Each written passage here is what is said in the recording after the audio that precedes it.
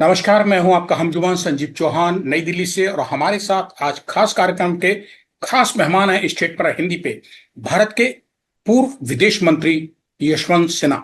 सिन्हा साहब, स्वागत है आपका स्टेट मिरर हिंदी में। धन्यवाद जी। सिन्हा साहब, बहुत इम्पोर्टेंट सर मुद्दे हैं।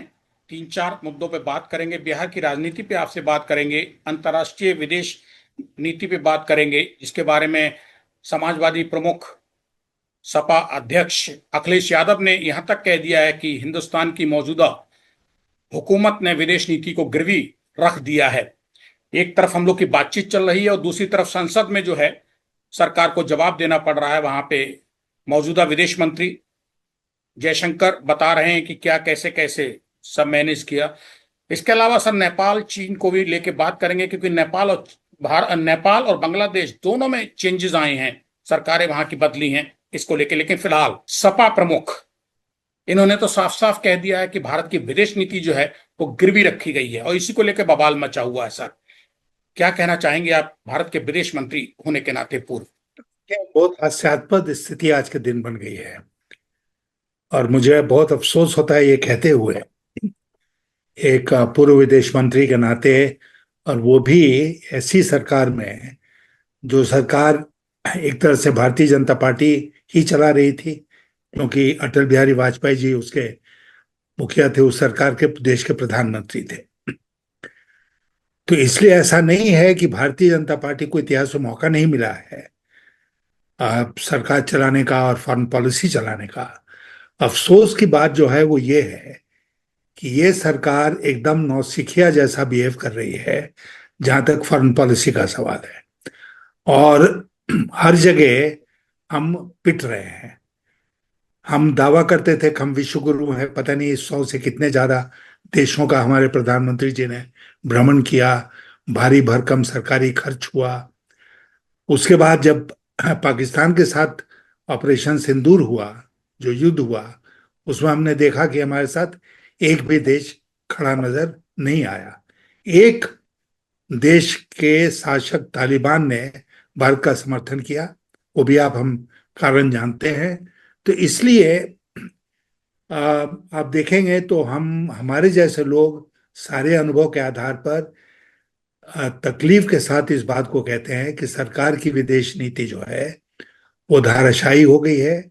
आज के दिन कोई विदेश नीति चल नहीं रही है, समझ में नहीं आ रही है। एडहॉक रूप से बिल्कुल तदर्थ आधार पर हम कभी फैसले लेते हैं और उसका क्या माने मतलब है उसको भी नहीं पता कर पाते हैं। अभी विश्व एक संकट से गुजर रहा है। हमारे पड़ोस में ईरान और खाड़ी के देश जो हैं वो अस्थिर हैं। इसराइल अमेरिका उनके ऊपर अटैक किए हुए हैं और इन सब पर भी भारत खामोश है। सर, तो हमने खामोशी को अपनी नीति बना दी है आज के दिन। सिन्हा साहब, आप बहुत बेहतर बता सकते हैं कि सवाल और आ रहा जहन में, गुटनिरपेक्षता जिसपे हम डिपेंड हैं, कूटनीति, विदेश नीति, सामरिक सैन्य। सर, क्या जो मौजूदा हालात दुनिया के हैं और उसमें जो भारत जहां खड़ा हुआ है, क्या आप इस बात को मानेंगे कि गुटनिरपेक्षता को बिल्कुल एकदम त्याग के छोड़ दिया है और इस टाइम ब्लॉक अलाइंड डिप्लोमेसी, गुट संरक्षित कूटनीति पे हम चल रहे हैं, जो कि तबाही का रास्ता बना रही है भारत के लिए? आप सहमत हैं मेरी बात से, मेरे सवाल से? देखिए, इस सवाल में सवाल पर सहमत असहमत होने का इसलिए बात नहीं उठती है क्योंकि मोदी जी ने 2014 में ही भारत के प्रधानमंत्री बनने के साथ साथ ही जो नॉन अलाइंड मूवमेंट था, गुट निरपेक्ष देशों का एक जो गुट था, उसको पूरी तरह से नेग्लेक्ट कर दिया। उनके टाइम में, उनके प्रधानमंत्री बनने के बाद गुट निरपेक्ष देशों की बैठक हो रही थी, उसमें मोदी जी नहीं गए, भारत की तरफ से कोई नहीं गया। और स्पष्ट संदेश गुट निरपेक्ष देशों को यह दिया भारत ने कि अब हम गुट निरपेक्ष देशों के सदस्य नहीं हैं, हमको कोई मतलब नहीं है गुट निरपेक्षता से, हम उसमें विश्वास ही नहीं करते हैं। और उसके बाद से गुट निरपेक्ष देश, चूंकि भारत की ही उसका नेतृत्व तो बहुत महत्वपूर्ण था, तो वो स्वतः समाप्त हो गया। उसका कोई मीटिंग नॉन अलाइंड नेशंस की हुई नहीं। तो वो मूवमेंट खत्म हो गया बिल्कुल। एक मॉरल शक्ति जो थी, नैतिकता की शक्ति थी गुटनिरपेक्ष देशों में, जो कि हस्तक्षेप करती थी जब दुनिया में कोई संकट आता था, तो उसी समय समाप्त हो गया। अब मैं दूसरी बात आपसे कहना चाहता हूँ।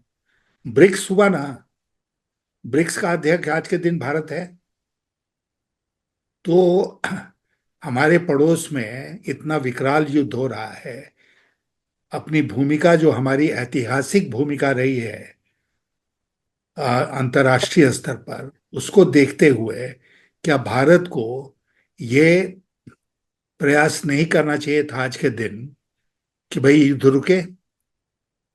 भारत को जितना नुकसान हो रहा है इस युद्ध से, शायद दुनिया में कम देश हैं जिनको इतना नुकसान होगा या हो रहा है। लेकिन हम खामोश बैठे हैं, हमने युद्ध रोकने के लिए कोई प्रयास नहीं किया। और शायद इसलिए नहीं किया क्योंकि हम अमेरिका और यूनाइटेड स्टेट्स, यूएस और इजराइल के गुलाम के रूप में अब काम कर रहे हैं। हमारी स्वतंत्र हस्ती कोई नहीं बची। और इसीलिए आपने देखा होगा कि हाल के दिनों में रूस से तेल खरीदने के बारे में भारत को अमेरिका ने अलाउ किया, जैसे कि उनके हम कोई मातहत कंपनी है कि उन्होंने हमको अलाउ किया कि तुम रूस से तेल खरीद सकते हो। सिन्हा साहब, आपके ही बात से सर एक चीज बड़ी, आपके जवाब से, आपकी बातचीत से एक सवाल निकल के आ रहा, हालांकि मैं बाद में लाने वाला था। आपने कहा कि इसराइल अमेरिका के गुलाम की तरह हुकूमत हिंदुस्तान की इस वक्त जो है वो काम कर रही है। ठीक है, ये चीज सबको दिखाई दे रही है सिवाय प्रधानमंत्री नरेंद्र मोदी और उनकी कैबिनेट के अलावा। देश में पक्ष के विपक्ष सब देख रहे हैं, उनकी पार्टी भी देख रही, बोल कोई नहीं पा रहा, क्योंकि सत्ता और शासन और सिंहासन का मसला होता है। हर एक को कुर्सी पहले प्यारी होती है, देश बाद में, जो आज का माहौल है।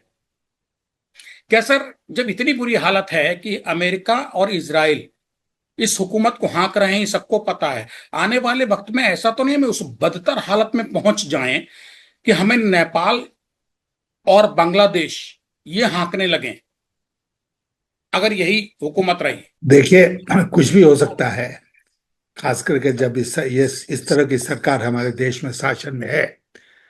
लेकिन ये मजाक होगा कहना कि भाई नेपाल और बांग्लादेश भारत को चलाएंगे। ऐसी स्थिति नहीं आएगी।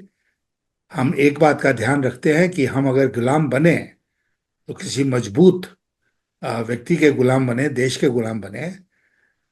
कमजोर देश का गुलाम बनने से क्या फायदा? फायदा तो हमको होगा उस समय ना, जब हम मजबूत देश के गुलाम बने। तो इसराइल और अमेरिका मजबूत देश हैं इस समय, हम उनकी गुलामी कर रहे हैं। लेकिन सर, अमेरिका में तो ट्रंप की अपनी ही हालत खराब है। इसराइल में नेतन्याहू की दुर्गति हो रही है उनकी अपने देश में। वहां का मीडिया सेंसर कर दिया गया है, इंटरनेट नेटवर्किंग खत्म कर दी गई है। एक बॉडी, डेड बॉडी सोल्जर की पहुंच रही है तो आफत कर दे रहे हैं अमेरिकन जो हैं ट्रंप की। तो ट्रंप के तो अपने ही कपड़े फटे हुए हैं, नेतन्याहू के अपने ही कपड़े फटे, उनके फौजी, जो इजरायली फोर्स के फौजी हैं, वो कहते हैं मैं क्यों मरवा रहे हो ईरान के संग बेवजह। और वहां विरोध के माहौल पैदा हो गया, वहां के सोल्जर्स, उनके फैमिलीज कह रहे हैं कि हम इसराइल के लिए क्यों लड़े जाके ईरान में, अमेरिकन फौजी। ये सब वहां भी तो सर उथल पुथल मची है, शांति तो वहां भी नहीं है सर। बिल्कुल आपने सही कहा। बिल्कुल सही बात आपने कही कि इस युद्ध के पक्ष में न इसराइल के लोग हैं, न अमेरिका के लोग हैं। जबरदस्ती इस युद्ध को शुरू किया गया। नेतन्याहू अपने मुल्क में अनपॉपुलर हैं, वहां पर 3-4 महीने में चुनाव होना है। और युद्ध शुरू होने के पहले जितनी खबरें आ रही थी वो ये बता रही थी कि नेतन्याहू इस बार चुनाव नहीं जीतेंगे, उनको कुर्सी छोड़नी पड़ेगी। अमेरिका में ट्रम्प की वही हालत है। और युद्ध शायद इसीलिए हो रहा है कि दोनों अपने अपने देश में मजबूत हों, कि युद्ध कर लो। युद्ध करने के बाद एक नेशनलिस्टिक फीलिंग होती है लोगों के अंदर, जो बहुत स्ट्रांग हो जाती है। और लोग कहते हैं कि अच्छा भाई चलो शासन का साथ दो। लेकिन अमेरिका में जो पुशबैक शुरू हुआ है, जिस तरह वहां पब्लिक ओपिनियन ट्रम्प के खिलाफ टर्न कर रही है, और वहां पर जब ज्यादा बॉडी बैग्स जाना शुरू होंगी, उनके लोग जो हैं ताबूत में भर के जब जाएंगे अमेरिका, तो आप देखेंगे कि उसका कितना बुरा असर पड़ता है अमेरिकी पब्लिक ओपिनियन पर। और उस समय ट्रम्प को बाध्य होके इस युद्ध को रोकना पड़ेगा, कोई ना कोई बहाना ढूंढ के। अमेरिका सर चतुर है, स्वार्थपरक है। वो जानता है कब कहाँ किसको साम दाम दंड भेद से इस्तेमाल करके अपनी सत्ता बचानी है वहां के राष्ट्रपति को। इजराइल जानता है, नेतन्याहू जानते हैं कि वो कैसे बचेंगे और कैसे मर सकते हैं। लेकिन भारत के प्रधानमंत्री और भारत की हुकूमत क्या नहीं जानती है कि जंग हो रही है, अमेरिका करा रहा है इजराइल ईरान के बीच, और भारत वहां पे तटस्थ हो गया है, ना बोल रहा है, ना हंस रहा है, ना रो रहा है। युद्ध पर रुख स्पष्ट करने की जब मांग की जाती है, पूछा जाता है, भारत में विरोधी दल पूछ रहे हैं सत्तासीन पार्टी से कि आप जवाब दो कि आप युद्ध के पक्ष में हैं या शांति के पक्ष में हैं, तो खामोशी है। बयान संसद में चल रहा है, विदेश मंत्री दे रहे हैं, लेकिन सब तितर बितर है सर, दाएं बाएं हैं।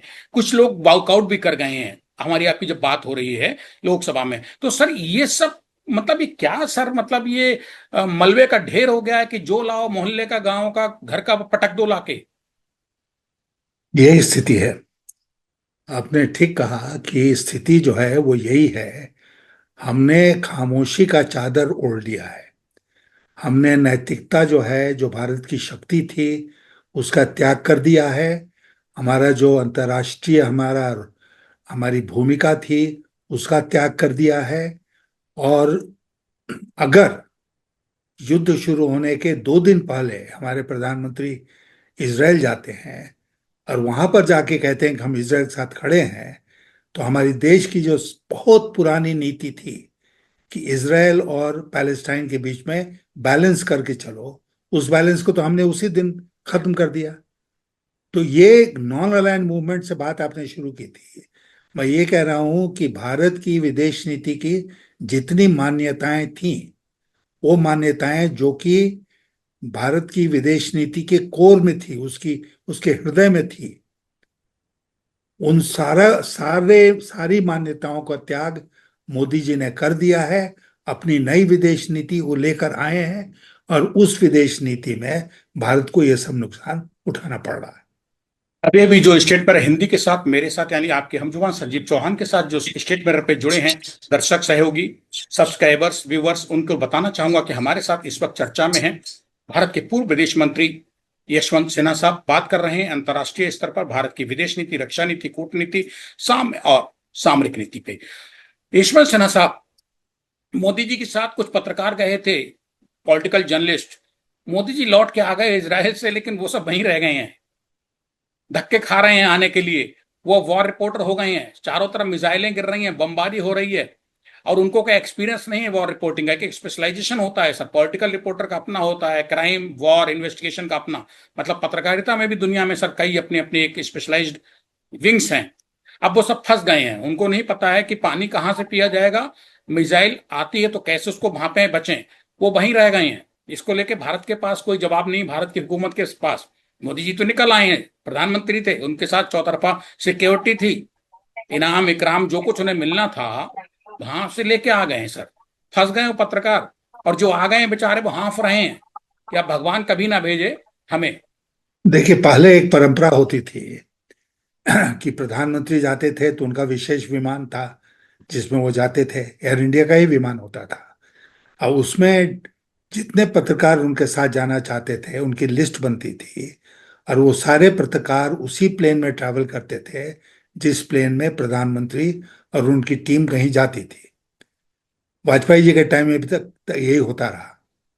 और यही नहीं, बल्कि ऐसा होता था कि जब वहां जाकर और आप लौट रहे होते थे, तो आप उन सब पत्रकारों का एक तरह से सम्मेलन करते थे, उनको एड्रेस करते थे और बताते थे कि हमने इस ट्रिप में क्या पाया, भारत की क्या उपलब्धि रही।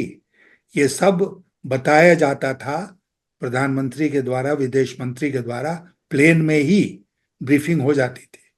जी। मोदी जी ने नया सिस्टम शुरू किया।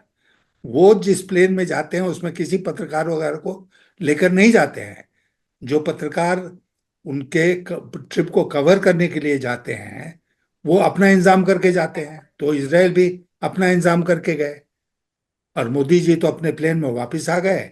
वो लोग वहीं छूट के, मुझे मुझे कोई आश्चर्य नहीं है कि वो सब वहीं छूट गए और आज दाने दाने के मोहताज बने हुए हैं।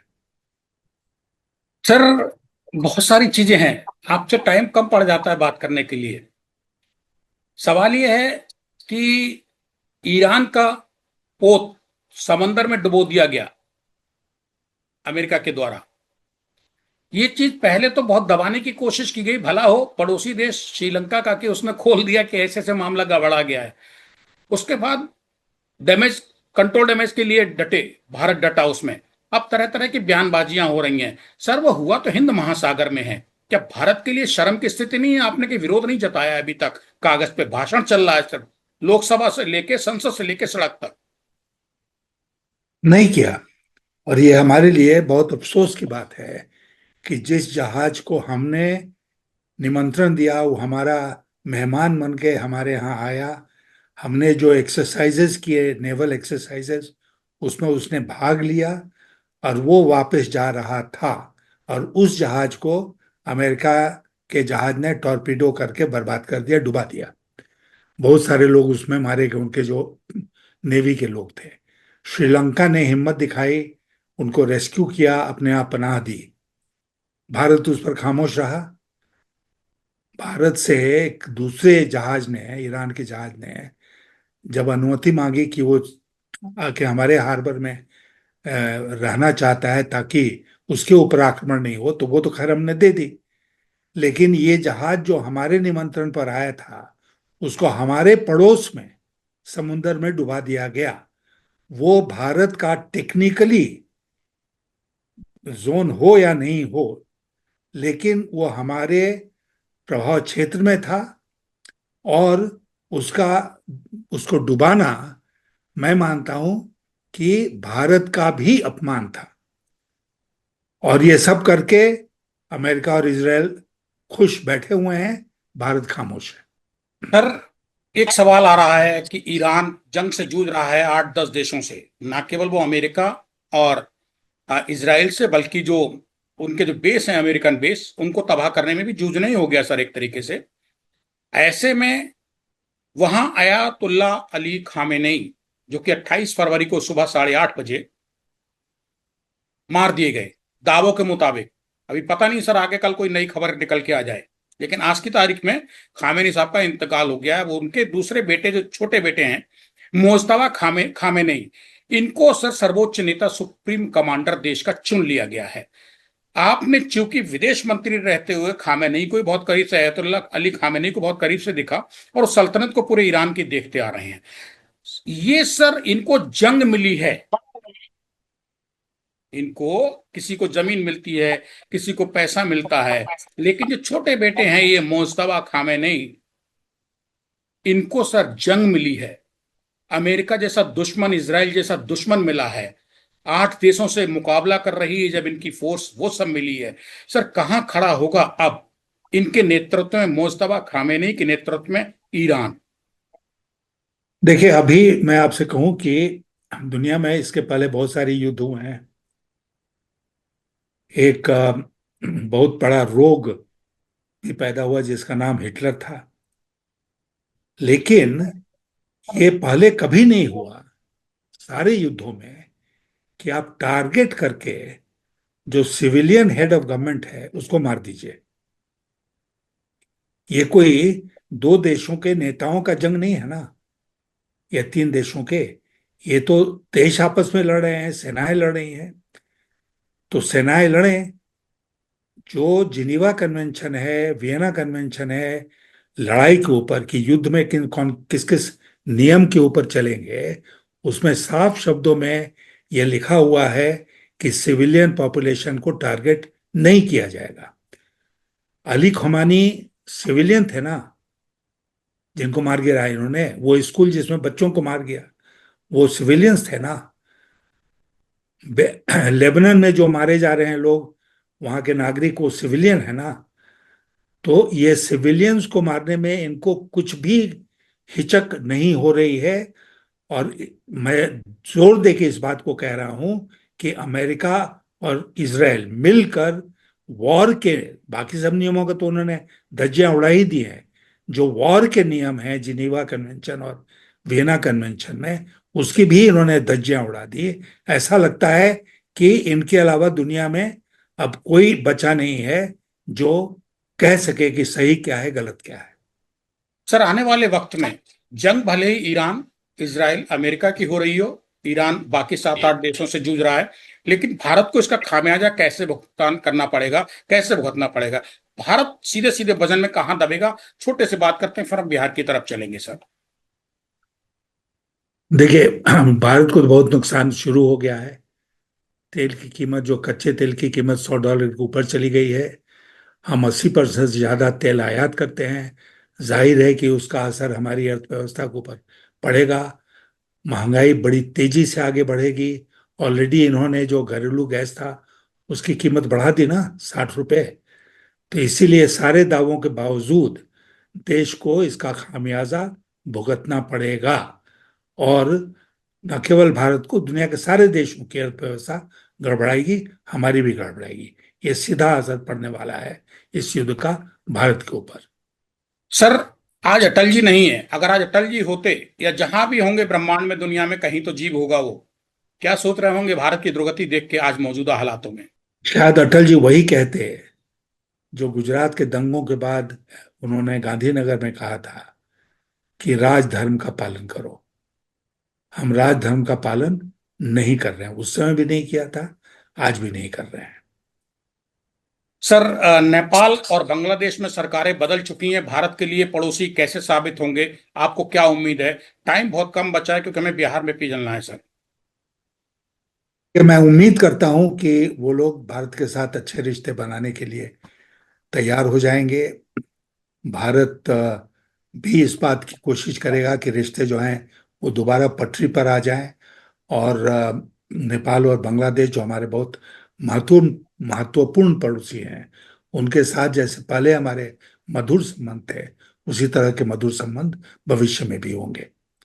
यशवंत सिन्हा साहब, अब अंत में हम लोग बातचीत के जो अहम मुद्दा है वो लेके आते हैं। बिहार की राजनीति जबरदस्त उथल पुथल मची है। शुरू से ही लग रहा था कि इस बार जो है बीजेपी ने पंजा फैलाया हुआ है, बस शिकार करने की मौके की तलाश में है, कब मौका मिले।